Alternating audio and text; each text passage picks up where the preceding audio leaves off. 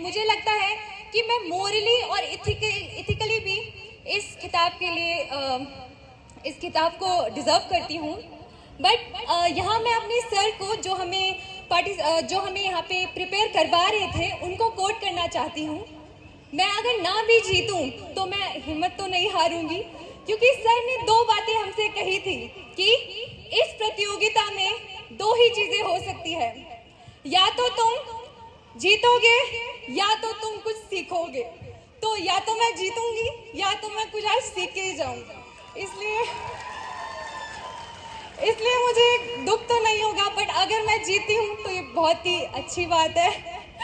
और बात रही कि मैं युवाओं को क्या संदेश देना चाहती हूँ, तो मैं युवाओं से कहना चाहती हूँ कि आप लाइफ में वो काम कीजिए जिसमें आपको पैशन है।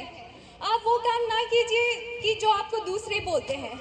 अगर मैं किन्नौर का ही कुछ एग्जाम्पल देना चाहूँ तो आदित्य नेगी जी जो कल्पा से बिलोंग करते हैं, ही क्लियर्ड यूपीएससी और आज वो एक आईएएस है।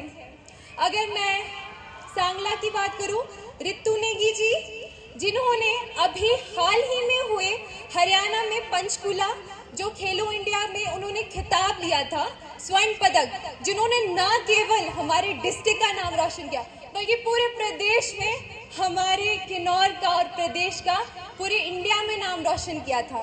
मैं आप सभी यूथ से कहना चाहती हूँ कि कृपया करके आप अपने पैशन को फॉलो कीजिए और एजुकेशन पे भी ध्यान दीजिए। मतलब है, अगर आप एजुकेशन पे ध्यान दोगे तो आप एक वेल इन्फॉर्म्ड सिटीजन होंगे और दूसरों के वेलफेयर और अपने वेलफेयर के लिए ज़्यादा वर्क कर सकते हो। बाकी मैं यही कहना चाहूँगी कि beauty lies in the eyes of beholder. तो मुझे लगता है कि आप ना एक सुंदर होने चाहिए बल्कि आपकी ब्यूटी विद पर्पस होना चाहिए। और मुझे लगता है यही। धन्यवाद। बहुत ही सुंदर जवाब हमारी कंटेस्टेंट नंबर 5 श्वेता नेगी के द्वारा। तो चलिए हम अब हमारी अगली नव युवती कंटेस्टेंट नंबर 1 को मंच पे बुलाते हैं जोरदार तालियों के साथ। तो बाउल से एक चिट निकालिए।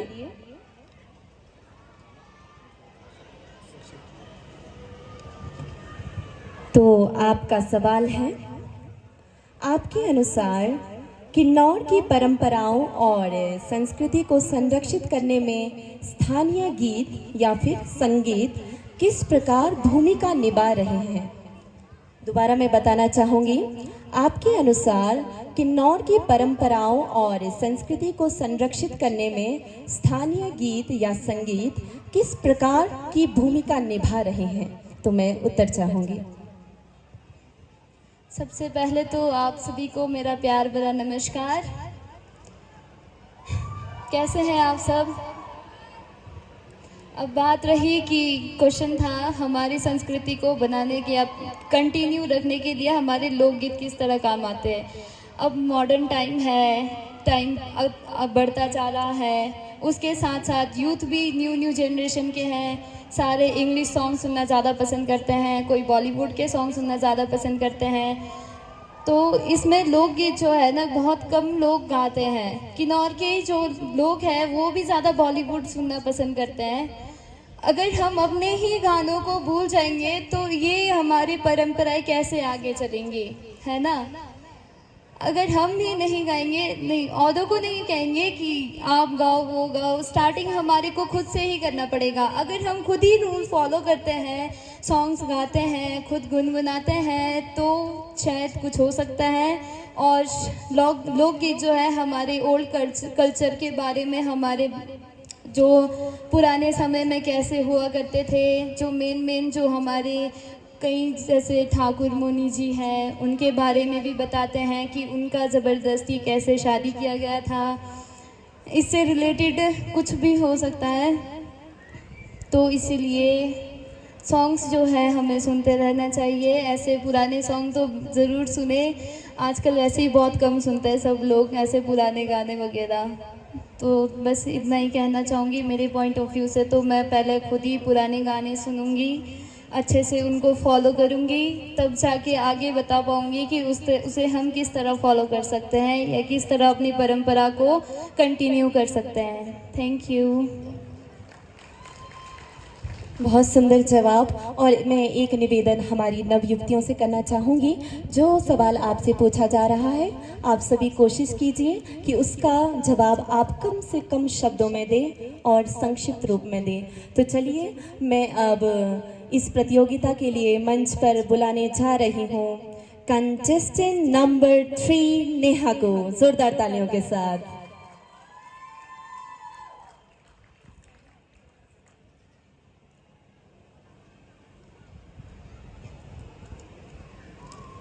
तो नेहा, आपका सवाल है, सोशल मीडिया सही दिशा में जा रहा है या गलत? सोशल मीडिया सही दिशा में जा रहा है या गलत? अगर सही दिशा में है तो कैसे, आपके अनुसार? यदि आप कहते हैं कि गलत दिशा में है तो वो कैसे, किन्नौर के संदर्भ में बताइए। तो उम्मीद करती हूँ आप सवाल समझ चुके हैं। सोशल मीडिया सही दिशा में जा रहा है या गलत? अगर सही में जा रहा है तो कैसे, और गलत में जा रहा है तो कैसे, किन्नौर के संदर्भ में बताइए। स्वागत है आपके उत्तर का। Good evening to all of you.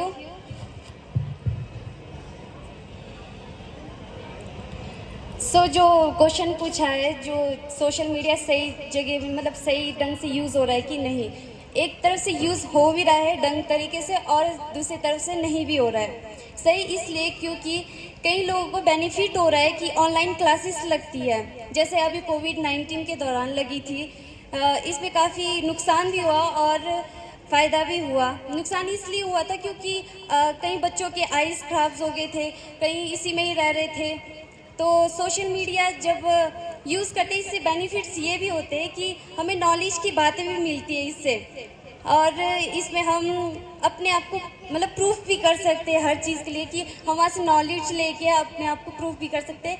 और जो इसमें गलत इसलिए क्योंकि इसमें साइड इफ़ेक्ट भी है, जो कि गलत पता है आप लोगों के कैसे कैसे गलत होते हैं।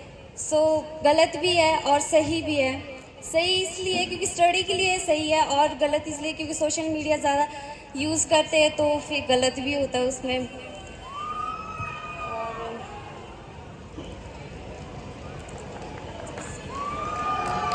Thank you.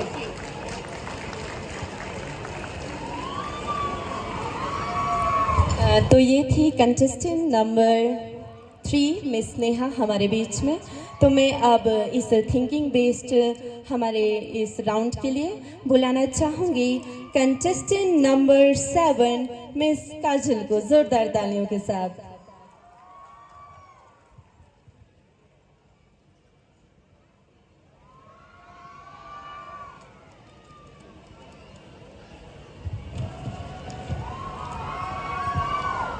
तो चलिए, सवाल मेरे हाथों में है। क्या आप किन्नौर जैसे आदिवासी क्षेत्र में इस कानून के समर्थन में हैं या खिलाफ में, जिसमें पैतृक संपत्ति केवल परिवार के पुरुष सदस्य को हस्तांतरित की जाती है? क्यों? दोबारा दोहराना चाहूँगी। क्या आप किन्नौर जैसे आदिवासी क्षेत्र में इस कानून के समर्थन में है या खिलाफ में, जिसमें पैतृक संपत्ति केवल परिवार के पुरुष सदस्य को हस्तांतरित की जाती है, और क्यों?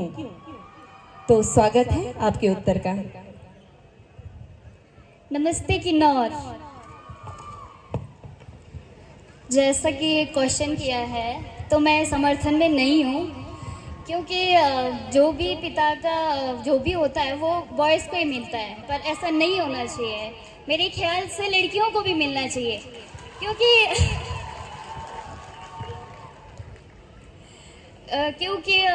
लड़कियां शादी करती है, अगर मान लो किसी की शादी सक्सेस नहीं हुई तो उसको लौट के घर ही आना होता है।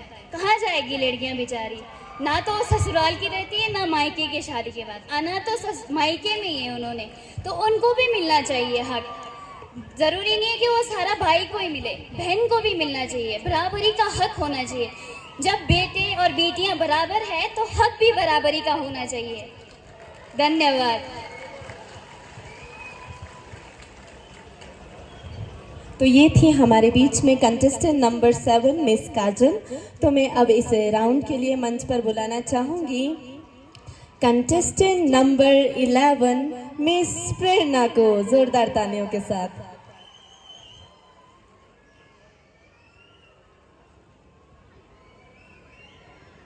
बड़े गौर से निकाला है।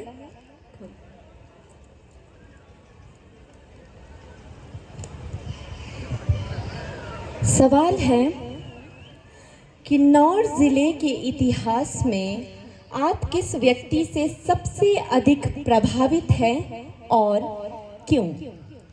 दोबारा दोहराना चाहूंगी, किन्नौर जिले के इतिहास में आप किस व्यक्ति से सबसे अधिक प्रभावित हैं और क्यों? स्वागत है आपके उत्तर का।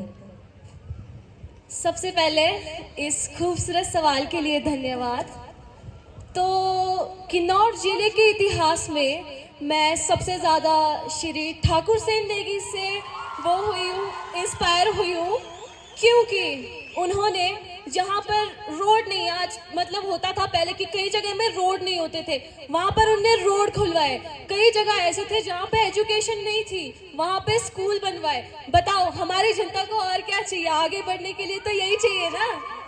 बहुत छोटा सा आंसर, मैं ठाकुर सेन नेगी जी से इंस्पायर होंगी क्योंकि उन्होंने हमारी सुविधा के लिए, हमारे अच्छे के लिए इतना कुछ किया है। धन्यवाद। तो एक सुंदर सा उत्तर कंटेस्टेंट नंबर 11 प्रेरणा के द्वारा। तो मैं अब इस थिंकिंग बेस्ड चरण के लिए बुलाना चाहूंगी कंटेस्टेंट नंबर 13 अनुभूति को, जोरदार तालियों के साथ।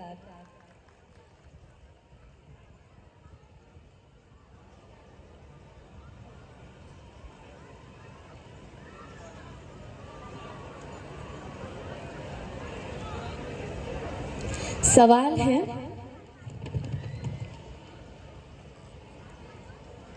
बहुत प्यारा सवाल। आज किन्नौर की युवा लड़कियों के सामने किस तरह की चुनौतियां हैं? दोहराना चाहूंगी, आज किन्नौर की युवा लड़कियों के सामने किस तरह की चुनौतियां हैं? स्वागत है आपके उत्तर का। Thank you for this question. Good evening to one and all present here. बहुत खूबसूरत सवाल है। आजकल की लड़कियों के लिए बहुत सारी चुनौतियां हैं। अगर वो लड़कियां सक्सेस होती है तो भी सभी को दिक्कत होती है। आगे लड़कियों को चलकर बहुत प्रॉब्लम फेस करना पड़ता है।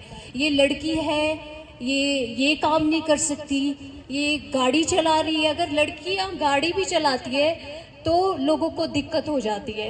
लड़कियां कामयाब हो जाती है फिर भी लोगों को दिक्कत होना शुरू हो जाता है।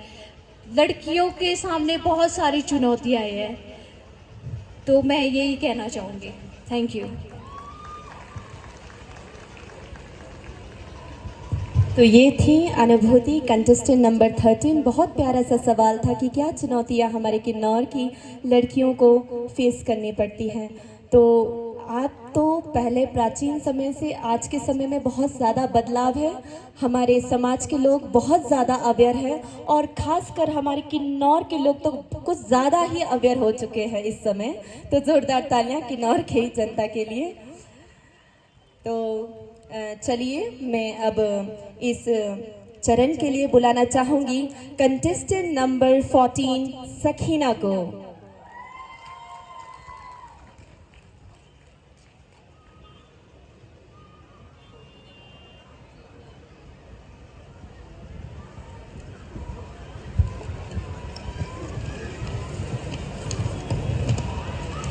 बहुत मज़ेदार सवाल जो हर एक प्रतियोगी से वैसे जानना चाहिए। तो आपका सवाल है, आपने इस प्रतियोगिता में भाग लेने का निर्णय क्यों लिया और इस प्रतियोगिता को क्यों जीतना चाहते हैं? दोबारा कहना चाहूँगी, आपने इस प्रतियोगिता में भाग लेने का निर्णय क्यों लिया और इस प्रतियोगिता को क्यों जीतना चाहते हैं? स्वागत है उत्तर का। Good evening to all. मेरा नाम सकीना नेगी है और मैं उर्नी गांव की रहने वाली हूँ। जैसे इन्होंने मुझसे क्वेश्चन पूछा है कि आपने इस प्रतियोगिता में क्यों भाग लिया, तो मेरा बचपन से ही एक ड्रीम रहा है मॉडलिंग और एक्टिंग करने का, पर मैं पहले अपनी पढ़ाई पूरी करना चाहती थी। अभी मेरा बीटेक फाइनल ईयर चला है और जैसे मैंने इस कंपटीशन के बारे में सुना कि किन्नौर में ऐसा कुछ कंपटीशन हो रहा है, तो मेरे दिमाग में ये आया कि मुझे अभी सही टाइम है अपने सपने पूरे करने का, और मैं अपने सपने सबसे पहले अपने डिस्ट्रिक्ट को रिप्रेजेंट करके करना चाहती थी। और मैं चाहती हूँ कि मैं इसलिए जीतूँ क्योंकि मैं इसके लिए कैपेबल हूँ। और being a social media influencer, मैं अगर ये जीतती हूँ तो मैं किन्नौर को बहुत अच्छे से रिप्रेजेंट कर पाऊंगी। लोग जान पाएंगे कि मैं किन्नौर की मिस किन्नौर रह चुकी हूँ और मैं अपने कल्चर को बहुत अच्छे से प्रमोट कर पाऊंगी और लोगों को बताऊंगी कि हमारा कल्चर कितना अच्छा है। और मैं टूरिज्म भी बढ़ाऊंगी यहाँ का, ताकि लोग आए, टूरिस्ट यहाँ पे आए, यहाँ का कल्चर देखें और यहाँ की इनकम भी ज़्यादा हो। Thank you so much. Have a beautiful evening. तो ये थी कंटेस्टेंट नंबर 14 मिस सकीना। अब मैं बुलाना चाहूँगी हमारी आखिरी युवती को इस चौथे चरण के लिए, कंटेस्टेंट नंबर 15 अनामिका।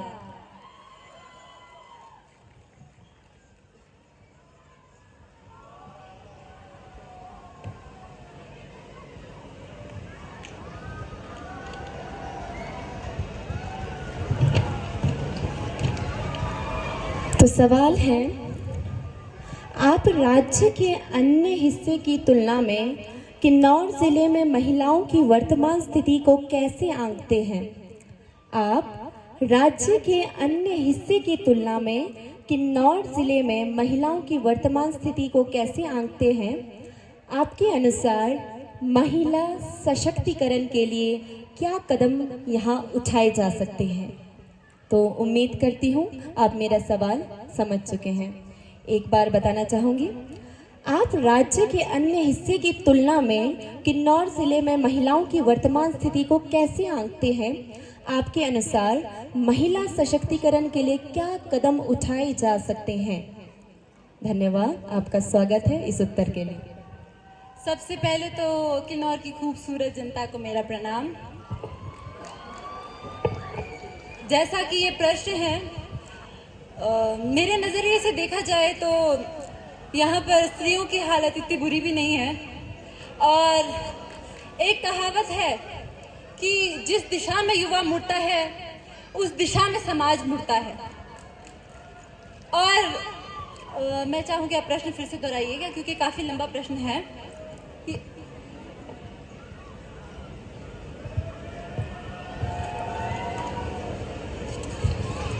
आप हमारे राज्य के अन्य क्षेत्रों की तुलना में किन्नौर जिला में को किस तरह अलग देखते हैं? अन्य जो हमारे राज्य के और ज़िले भी हैं, हमारे पास और 11 ज़िले हैं, तो उनकी तुलना में किन्नौर ज़िले में आपको क्या अलग लगता है महिलाओं के लिए, और महिला सशक्तिकरण के लिए क्या कदम उठाए जा सकते हैं? सबसे पहले तो जैसे मैंने कल स्पीच दी थी और मैंने कहा था कि यहाँ पर लड़कियों को प्रॉपर्टी के राइट नहीं है, तो मैं ज़रूर चाहूँगी कि ये कानून लागू हो। और मैं चाहूँगी कि प्राइमरी एजुकेशन सभी को मिले, क्योंकि एजुकेशन इज़ वेरी इंपॉर्टेंट। जैसे कि हम समझते हैं कि हम कहते हैं कि आप सोच बदलिए। जैसे हमारी युवा की एक सोच है और हम कहते हैं कि पुराने ज़माने के लोगों को कि आप अपनी सोच बदलिए। हम अपनी सोच क्षण में नहीं बदल सकते और ना ही वो अपनी सोच क्षण में बदल सकते हैं। तो मैं अपनी युवा से यही अपील करना चाहूँगी कि आप अपनी सोच बदलिए और हमारी किन्नौर की लड़कियों को आगे बढ़ने का मौका दीजिए। धन्यवाद। और अंत में मैं एक लाइन ज़रूर कहना चाहती हूँ कि मैं हर बार वैसे एक सोशल एक्टिविस्ट की तरह बात करती हूँ, तो मैं यहाँ एक लाइन कहना चाहती हूँ कि हंगामा खड़ा करना मेरा मकसद नहीं, हंगामा खड़ा करना मेरा मकसद नहीं, बस ये तस्वीर बदलनी चाहिए। हंगामा खड़ा करना मेरा मकसद नहीं, बस ये तस्वीर बदलनी चाहिए। आग मेरे सीने में हो या तेरे सीने में हो, कहीं भी बस आग लगनी चाहिए। जय हिंद, जय भारत। तो ये थी कंटेस्टेंट नंबर 15 मिस अनामिका। तो हमारी 8 नव युक्तियों का जो थिंकिंग बेस्ड का जो राउंड था वो यहीं पे समाप्त होता है। तो एक प्यारे से म्यूजिक के साथ हम शुरुआत करेंगे हमारे राउंड के सेकंड क्विज को।